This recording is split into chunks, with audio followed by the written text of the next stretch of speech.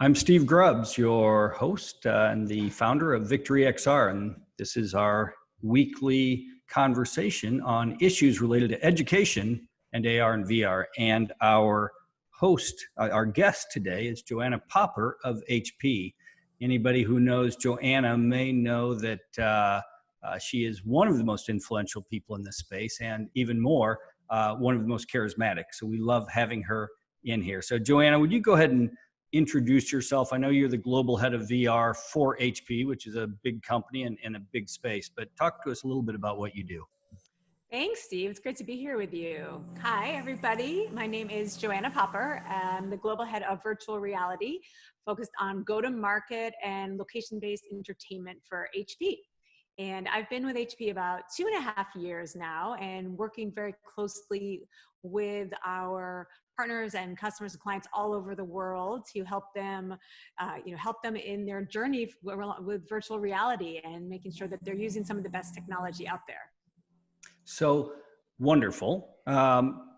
You travel, or less travel now, but you see more than almost anybody in the VR space. What are one or two really cool things you've seen recently? Well, recently, Steve, I have not traveled at all. So everything I have seen has been from the comfort of my own home, but still in a virtual reality headset, right? So some of the great things that I've seen recently were, well, I would say, what Can XR did. How I don't know if you had a chance to experience it, but Can XR normally would take place in beautiful Cannes, France, on the French Riviera, and you get to see, go on the red carpet and see movies and have a great VR experience while you're there as well. But this year, of course, that did not happen. And so Can XR partnered with Kaleidoscope and Museum of Other Realities and created an entire film festival and VR film festival inside Museum of Other Realities. So we had the opportunity to go into a headset inside Museum of Other Realities, enter the Can XR experience, see amazing art, walk on a red carpet. You could even put on a fancy dress, they called it, so you could dress up your avatar in red carpet, and then as you pass through different hallways, you would run into people just like you were at real Can XR, and then you could go into different sort of theaters and see the actual experiences. And so it was all pumped through Museum of Other Realities, Six Stuff experience, powered by PCs, and it was really, really amazing. An amazing way to stay safe, of course, during COVID, which of course is #1 priority, but still have the experience of getting to see and interact with and see. Have interaction, the experience of this fantastic content, and even connect with and network with people in the industry and have some of those great moments that we would have if we'd all been together at Cannes. I love that. We are going to enter a film in that next year. I am committed to that. Oh, fantastic. So, Yeah. It's been really interesting. Each of the film festivals that have rolled out since COVID began worldwide has done something slightly different. And this one, I thought this one just did an amazing job of making the content accessible, to people, to more and more people around the world. What's the average length of those films at Cannes? Is it 5 to 10 minutes? Yeah, I would say 5 to 10, maybe 15. Maybe probably everything mostly would be between 5 and 20, but probably average around 5:10, 5:12. Awesome. Okay, so you have been on a virtual tour promoting the HP Reverb Gen 2. Now, I remember I first tried the HP Reverb on with you and Dan, your former colleague, probably 2 years ago now when we were in, I think, San Francisco. I believe we were at the Microsoft Reactor for the Location-Based Entertainment Summit. Wow. Right, if I remember correctly. You do. Yes. Yeah. Yes. So we were bringing around that would have been, I guess 2019.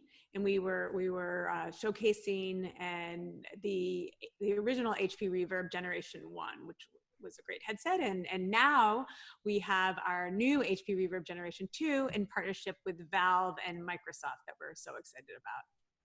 Well, and when I saw the first Reverb, one of the issues with VR headsets has always been what's called the screen door effect. And so if there's anybody that's watching this that hasn't experienced this, it's a little bit like looking through a screen door, where if you have your eyes really close to the screen door, you see everything, but there's just like these little squares. And so, the initial early generation headsets were really amazing, but they had that screen door effect. And what the first Reverb really did, I thought, was to basically have eliminated that issue. Talk to us. And so that screen resolution was sort of shocking when you first, sort of like when we went from standard definition television to HD TV. To me, that was the difference between most headsets I'd seen when I put on the Reverb Gen 1. Talk to us about the visual clarity of HP Reverb Gen 2. Sure. So that's a great comparison, the SD to HD.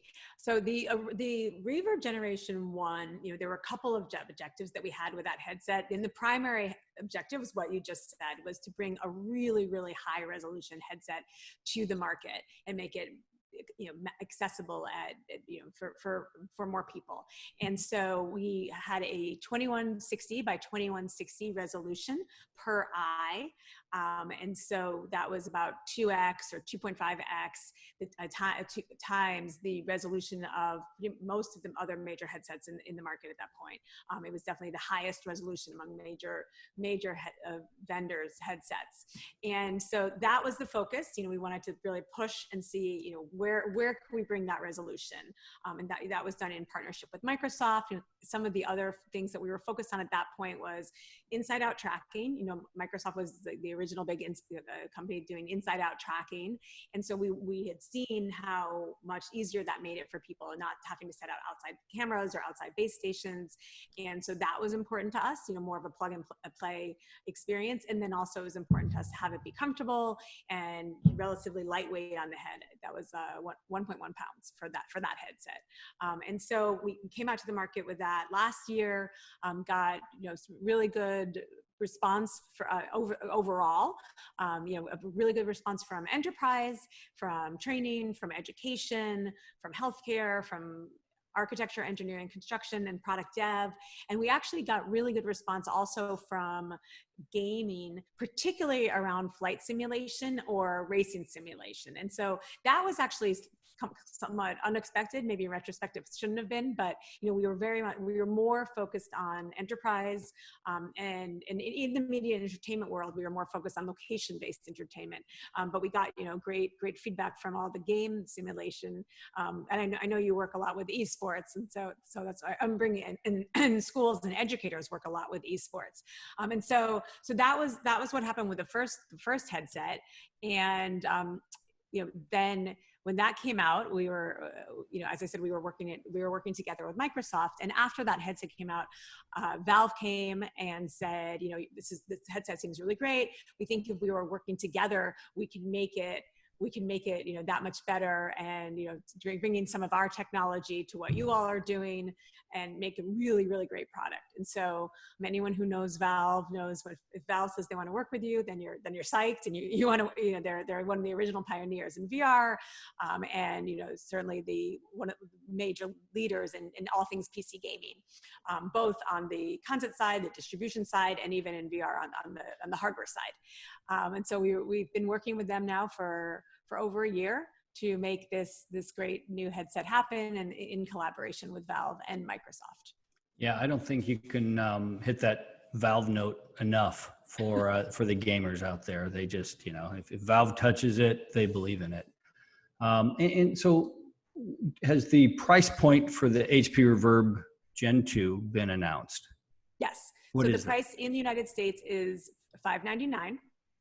And then the price, it varies in different local markets. But in the US, it's $599. $599. And then it needs to be, so everybody understands, there are now standalone headsets that people know of, the Oculus Quest, the Pico Neo 2, Vive Focus Plus. And then there are tethered headsets, and that's where the Reverb Gen 2 is. And so that when I say tethered, I mean it needs to be connected to a computer, and not just some low-end dog computer. It needs to be What's a dog computer? dogging it. The graphics are slow. It's got to be a high-end. It's got to be a computer with a decent graphic chipset, and so that's going to cost a little bit more. And so, talk to us a little bit. You know, why would a school or a business invest in a tethered headset in this day and age rather than just saying, okay, I'm going to go get myself an untethered headset? Sure. So I talked a little bit about the attributes and the capabilities of Reverb Gen 1. Now I'm going to talk about Gen 2, and then I'll adjust your question, or probably through that, we'll adjust the question. So there we were. We knew that, you know, we had the headset with the highest resolution among major vendors. Now we have Valve coming to the party with us and Microsoft. And so what we set out to do was, you know, take what people loved about the first headset and then, you know, bring in a whole bunch of great technology to make a much better experience. So if you look at the spec sheet, some of it kind of looks the same, but that's a little deceiving because it's numbers on the spec sheet. So we still have resolution of 2160 by 2160, but we have entirely new lenses that are designed by Valve. And, you know, Valve has been a pioneer in this area, you know, over 10 years experience in this area. And so having these new lenses designed by Valve is huge. And so, you know, just for their overall immersive quality of the visuals. And so we removed, there had been some of the perceived Neura. We removed that. We added back in manual IPD adjust, which means that the headset can work for many more heads. And it also means that the experience while using the headset is a lot more comfortable and brings a lot less strain on the eyes. On the audio side, if you like the Valve Index headphones, you'll love these. They're basically the same. So those are sort of top line, best in class audio. And so now we have those same headphones. And then on the tracking side, we had 2 cameras on our first headset, or first Reverb headset, and now we have 4 cameras. So we're doubling the number of cameras on the headset. We also improved upon the controllers. So overall, that brings better tracking, more motion, you know, more places that you can move the controllers and still have keep the tracking being great. And the new controllers are more ergonomic, as well as they're more industry standard. So for example, if you're a developer making content, these controllers being more industry standard makes it easier to port your content to various platforms. And then what else is there? I mean, we improved a lot of things like the cable, the ergonomics, the way that it fits on your head, to get together with Valve and Microsoft. So, basically, I would say if you took what people liked about the headset, and then we talked a lot to all of our customers and partners in education and in all the other fields, and read the comments on all the online platforms and went down the list and said, okay, let's improve this, let's improve this, let's improve this, let's improve this, and so boom, boom, boom, boom, boom, boom. And then last, it's really important to have access to your great content, and so you can access any content in WinMR, but of course you can also access all of your Steam VR content, whether that be educational or enterprise or gaming content, and that bridge between WinMR and Steam has been greatly improved, again, because it's a 3-way partnership between HP, Microsoft, and Valve. And so basically what I would say is, each of these companies bring the technology, the go-to-market, the distribution that they're best at, and bring it all to the table for one great product in the HP Reverb Generation 2. And so, Valve brought the Steam VR, ergonomics, audio, and lenses. Microsoft brought WinMR plus the great 6-DoF tracking, and then HP brings all the years and years of great hardware experience, of course, plus the most comprehensive VR platform for enterprise and commercial and the commercial market. And I will jump in there. One of the things that we've worked on with Microsoft at VictoryXR is they licensed half of our content and provide it free on their platform. So if you have the HP Reverb headset, you can access our frog dissection, for example, which won the Viveport Award for the best VR education experience in the world last year. And there's a big difference between seeing that on an untethered standalone headset and a headset that's tethered to a graphics-rich computer. If you want to be able to see the organs and you want to be able to see the scalpel and some of the other tools, it's just a much richer experience with a better graphics. And nobody quibbles with that. You know, the difference is that you're going to give up some graphics clarity to pay a little bit less, maybe a little bit less money for the untethered headset. So, yeah, I mean, there's clear use cases. I think, you know, there's clear use cases where it makes sense to go with a tethered headset, and there's clear use cases where it would make sense to go with a standalone headset. And so it basically depends on how do you want the content to look? What is that content? In, what is the best experience? Are they like very heavy files? Is it really important to have that, near photorealistic and graphic fidelity? Or is it okay if it looks a little more cartoonish?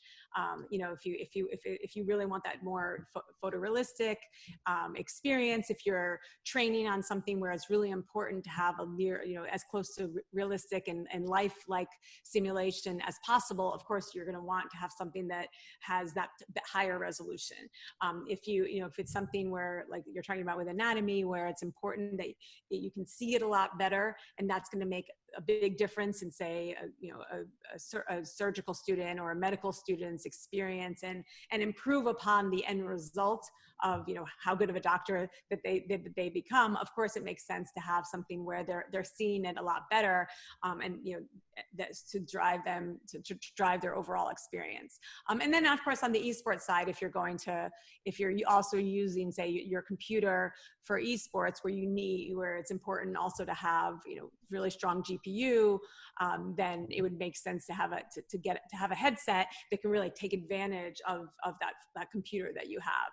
And then I would say also, generally headsets that are tethered tend to be more comfortable because they're not having their full power on the head.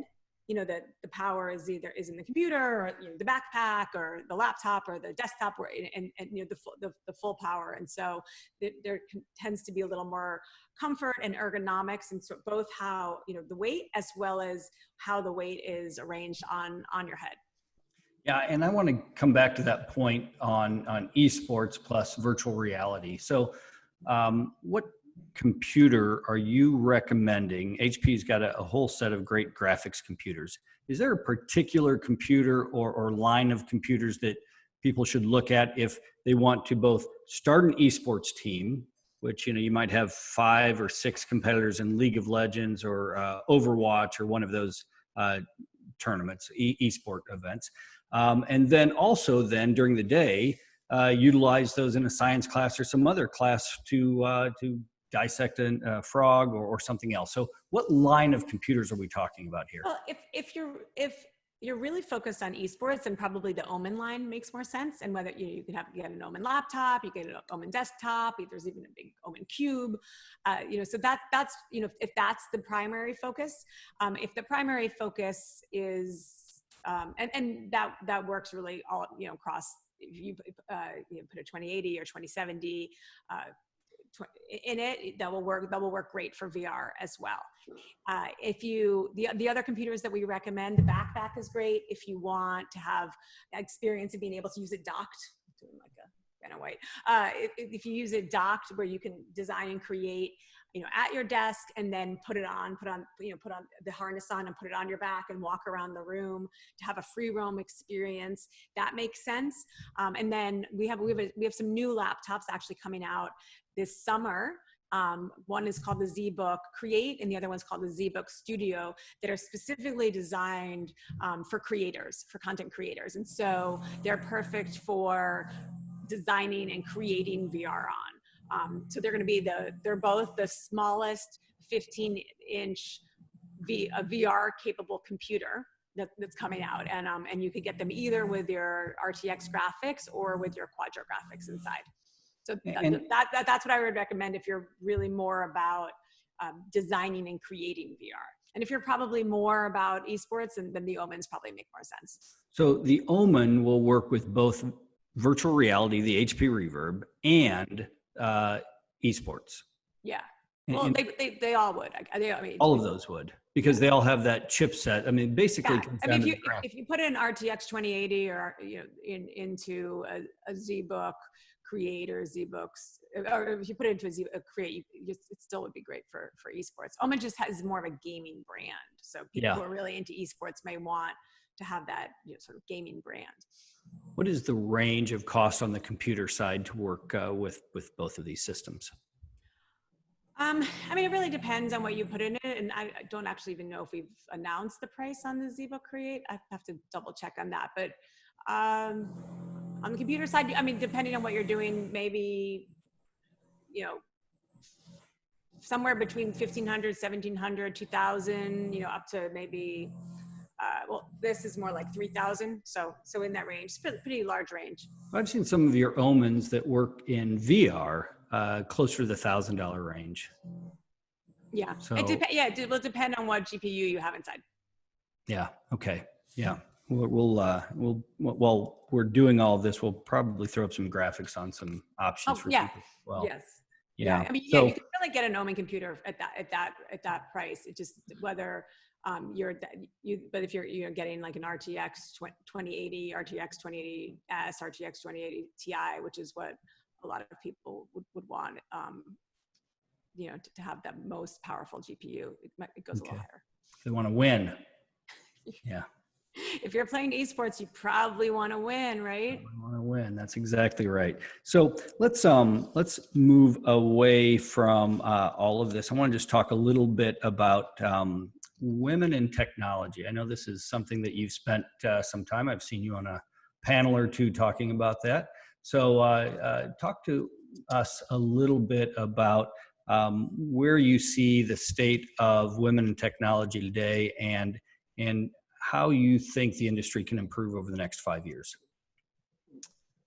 It's a good question. Okay, so first, for me, it's incredibly important that that technology is a representative, diverse, inclusive environment. And for me, this is actually one of the reasons I work in this area.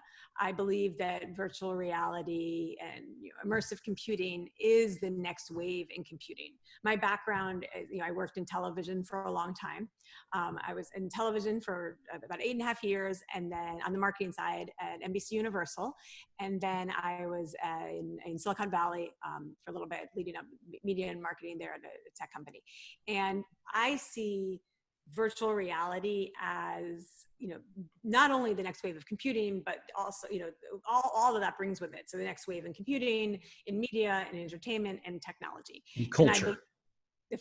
Well, even today, but not evenly distributed yet, and the future, right? And I also believe that the power of technology and media entertainment to shape our lives, to give us our perception of how we see the world, to influence our perception of how we see the world, how we see ourselves, how we see our own role, how we see how we belong in the world, and what our lives can and will look like, and and it even influences our sense of imagination and how we dream. And so for me, it's incredibly, incredibly important that this next wave of computing is a representative wave, an inclusive wave, a diverse wave, and that we don't make some of the mistakes of the past that I think, in the, say, social, mobile, cloud wave of computing that we're in now, that I believe some of those were caused by not having representation in the room and at the table around creating products and creating content and creating UX and experiences. And so for me, I believe that it's important to see other women, people. It's important to see people from different geographic backgrounds, from people of color. It's any underrepresented group, right? And of course, none of those groups aren't mutually exclusive, right?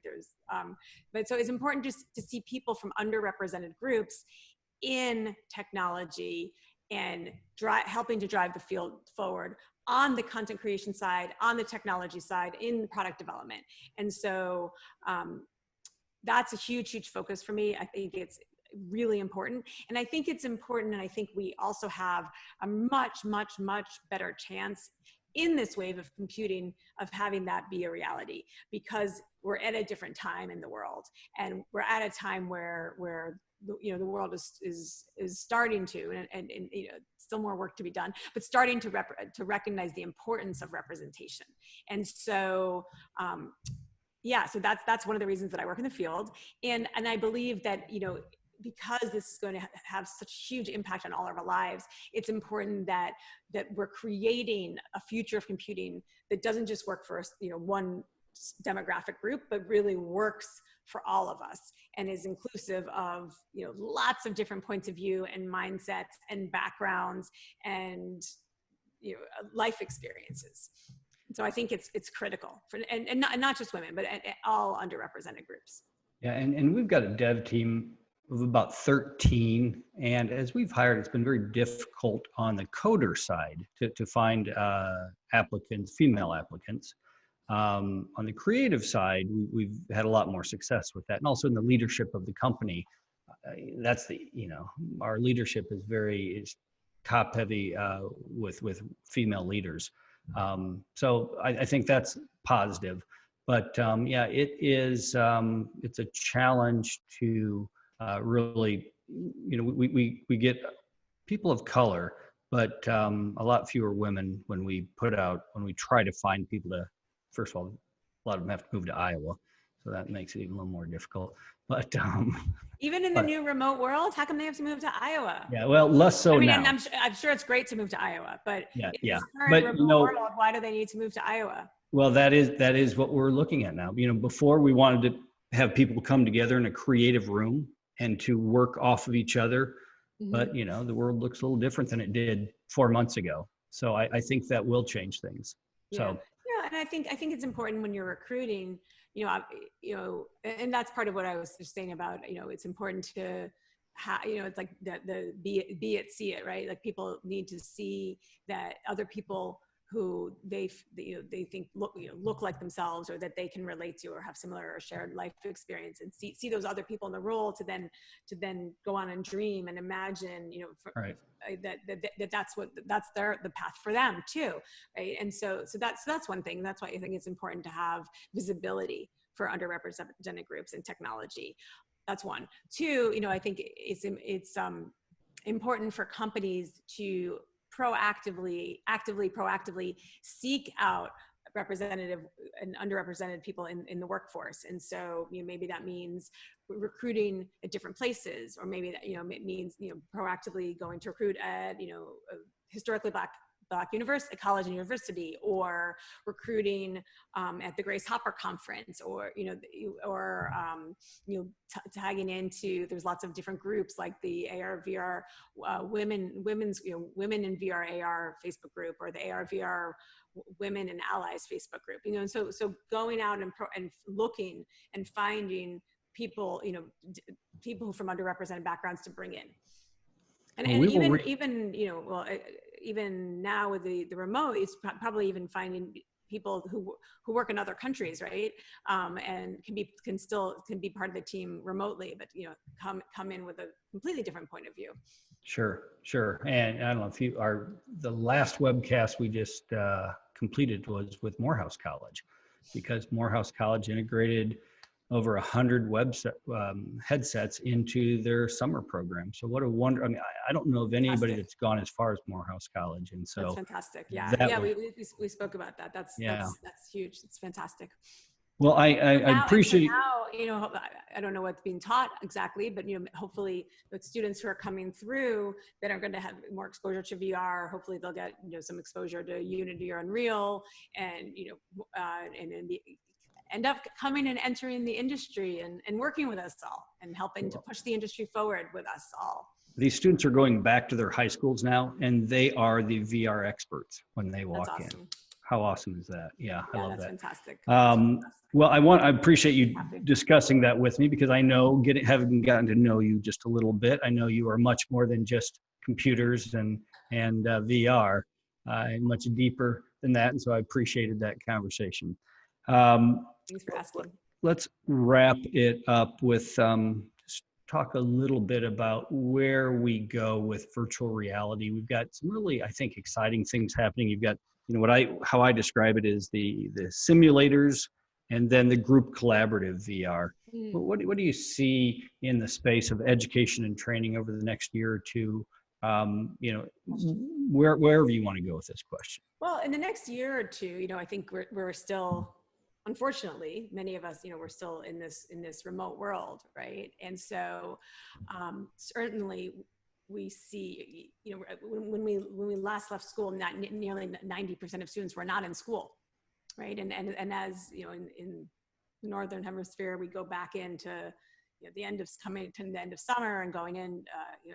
We speak with a lot of universities and a lot of students every day, and everyone we talk to, it's a different story on who's going back to school, who's not going back to school, which grades are going back, which sophomores are this, freshmen that, grad school, and so each school is looking at specifically what they're going to do, right? And it's also changes on a changes geographically, and then it changes, of course, depending on the current conditions. So all that said, I think in the next year or two, it's going to be incredibly important, the areas that you just mentioned: remote collaboration, figuring out how to stay connected, both in learning as well as the social aspect of school, right? And so virtual reality offers that very well with collaborative tools, remote collaboration tools, as well as social VR collaboration tools. And so and I know you work with Engage, that's a great one, and there's lots of other ones out there that provide those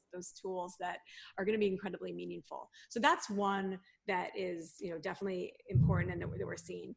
And then there's other tools around simulation, as you just mentioned, whether it's simulation for medical students, or physics or biology or chemistry, or simulation for vocational tech jobs. We work also with some companies like Nimbus that are doing vocational tech. We work with companies that that are teaching people how to do welding.